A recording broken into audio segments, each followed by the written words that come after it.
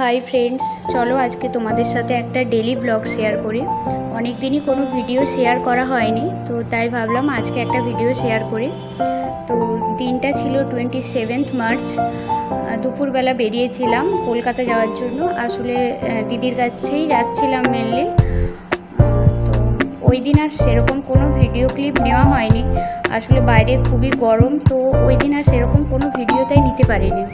তো তারপরের দিন সকালে অ্যাজ ইউজুয়াল আমি চা আর বাটার টোস্ট নিয়ে বসে পড়েছি।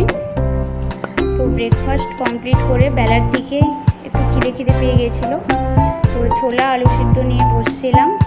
শুধু ছোলা আলু সিদ্ধ খেতে ভালো লাগছিল না, তাই তারপরে আবার একটু শশা কুচি ওর মধ্যে অ্যাড করি।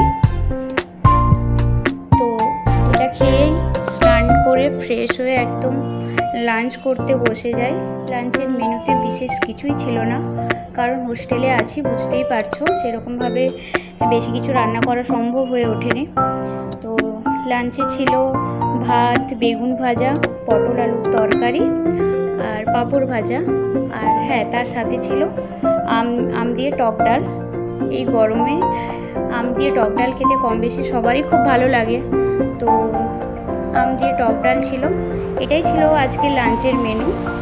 তারপরে খাওয়া দাওয়ার পর একটা সুন্দর করে ভাত দই দিয়ে সন্ধ্যের দিকে আমি আর দিদি একটু বাজারের দিকে বেরিয়েছিলাম। তো বাজারে গিয়ে মোমো খেলাম, অনেক দিন পর মোমো খাওয়া হলো। বাড়িতে থাকলে তো সেভাবে বাইরে বেরোনোও হয় না, খাওয়াও হয় না। তারপরে একটু জুডিওতে গেছিলাম, কিছুই কেনার ছিল না, তাও একটা কুর্তি পছন্দ হয়ে যায়, তো ওটাই কিনলাম, আর কিছু কেনা হয়নি। তো বাড়ি ফিরে এসে রাতে ডিনার খেলাম। ডিনারে তেমন কিছু ছিল না, জাস্ট একটা ডিম ভাজা করেছিলাম আর লেফট ওভার তরকারিটা, ওটা দিয়েই ডিনার কমপ্লিট করি। That's it for today's blog. Please like, comment, share and subscribe my channel on YouTube.